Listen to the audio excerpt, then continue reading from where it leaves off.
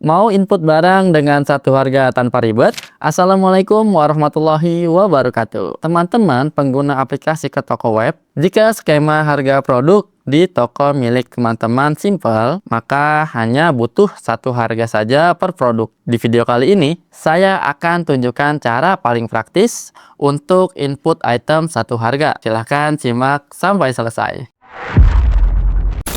Trigonal Tutorial.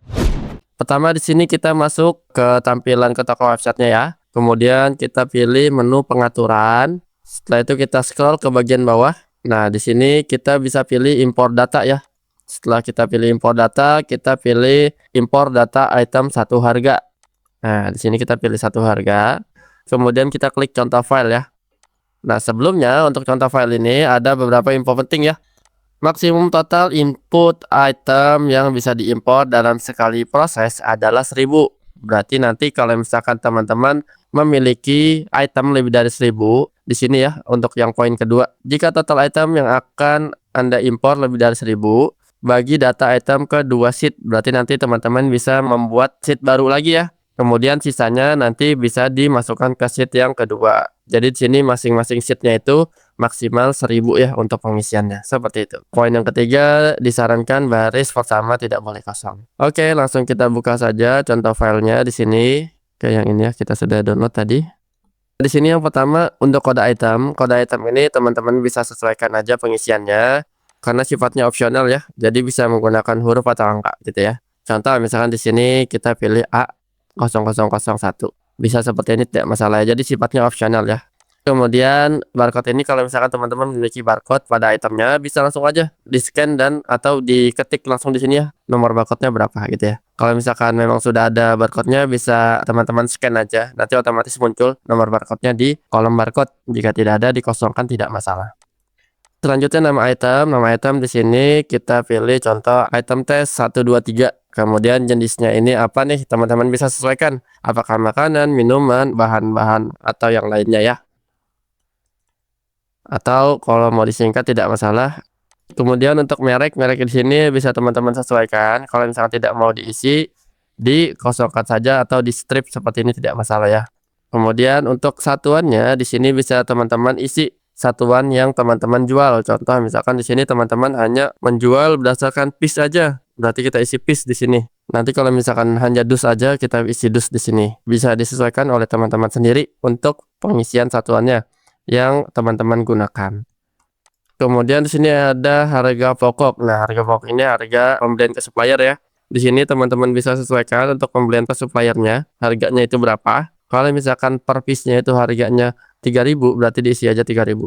Kemudian harga jualnya bisa teman-teman sesuaikan, contoh harga jualnya jadi 4000, tidak masalah ya. Kemudian di sini ada stok awal. Stok awal ini adalah stok yang ada saat ini pada toko kita ya. Kalau misalkan teman-teman di sini sebelumnya tokonya sudah berjalan dan stoknya sudah ada di lokasi atau di tokonya, itu bisa langsung aja diisi di sini ya. Jadi kita mengisinya berdasarkan piece nih. Misalkan jika kita hitung semua total piece-nya itu ada 50, berarti kita isi 50 aja. Seperti ini. Kemudian untuk stok minimum ini ada stok untuk pengingat kita. Nanti kalau misalkan stoknya sudah mencapai batas ya, di sini nanti teman-teman bisa ceknya dari menu stok minimumnya seperti itu ya. Di sini kita isikan aja contoh 10. Kemudian tipe item di sini bisa kita cek atau bisa kita isi. Kalau untuk barang kita isinya satu ya, kita isi satu aja untuk barang. Kemudian kalau untuk jasa nanti isinya 2 ya gitu ya. Itu bisa disesuaikan aja. Tapi biasanya untuk pengisian item itu barang ya. Jadi 1 ya. Kemudian di sini menggunakan serial atau tidak, kita pilih N karena tidak menggunakan serial. Dan raknya di sini bisa teman-teman sesuaikan aja karena sifatnya opsional ya untuk rak sendiri ya. Jadi item tersebut itu ditaruh di rak berapa, nah itu bisa diisi. Tapi kalau misalkan tidak mau terdata, tidak masalah, dikosongkan. Kemudian untuk kode kantor, kode gudang kantornya bisa kita isi UTM aja. Jika sudah supplier, kode suppliernya bisa teman-teman isi kalau misalkan ingin langsung diisi. Jadi kode supplier ini digunakan kalau misalkan teman-teman melakukan pembelian hanya ke supplier itu aja gitu ya, tidak berubah-ubah. Nah, itu bisa diisi. Tapi kalau misalkan teman-teman melakukan pembelian stoknya itu ke berbagai macam supplier atau lebih dari satu supplier, itu saran dari kita dikosongkan aja. Seperti itu ya. Kemudian kolom keterangan bisa disesuaikan karena sifatnya opsional, bisa diisi atau dikosongkan tidak masalah. Kemudian sistem poin di sini kalau misalkan setiap pembelian itu mendapatkan poin, itu bisa diisi poinnya berapa. Contoh misalkan mendapatkan 1 poin, nah itu bisa diisi. Tapi kalau misalkan tidak menggunakan sistem poin, dikosongkan tidak masalah. Atau penyetingannya di mungkin pada saat sudah berjalan itu tidak masalah juga ya. Seperti itu, nanti ada menu settingannya lagi. Jadi kalau mau dikosongkan tidak masalah dikosongkan.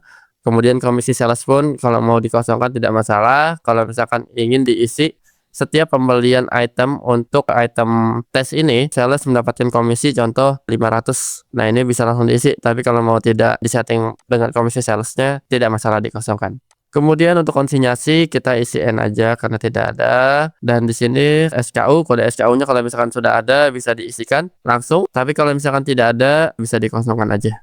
Kemudian di sini ada jenis pajaknya, sistem pajak itu bisa teman-teman sesuaikan. Tapi kalau mau tidak diisi pun tidak masalah ya. Karena di sini ada jenis pajaknya, kemudian 11 atau 12%, kode referensi barang jasanya, kemudian di sini opsi barangnya A atau B. Kalau A itu barang, B itu jasa ya. Itu bisa disesuaikan aja. Tapi kalau misalkan tidak menggunakan sistem pajak per itemnya, itu nanti bisa di transaksinya dibuatkan sistem pajaknya seperti itu ya.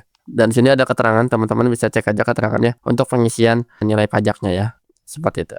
Oke, jika sudah di sini untuk item yang sebagai contohnya kita hapus saja, kita blok dari sini ya, kita hapus, kita delete ya. Jika sudah kita simpan menggunakan save as aja. Klik file, save as di sini. Kita taruh di folder download. Oke, kita simpan. Jika sudah, kita langsung lakukan impor kembali. Nah, di sini kita masuk lagi ke tampilan program ke tokonya. Kita upload file dulu. Kita ambil file yang tadi sudah kita simpan. Oke, kemudian kita langsung klik impor ya. Nah, di sini keterangan impor berhasil, berarti impornya sudah sukses. Oke, terima kasih. Bagaimana? Mudah kan? Tapi kalau teman-teman masih bingung atau butuh diskusi lebih lanjut, silahkan komen di kolom komentar atau langsung tanyakan ke tim support Trigonal Software. Kontaknya ada di deskripsi. Sampai jumpa di tutorial berikutnya. Wassalamualaikum warahmatullahi wabarakatuh.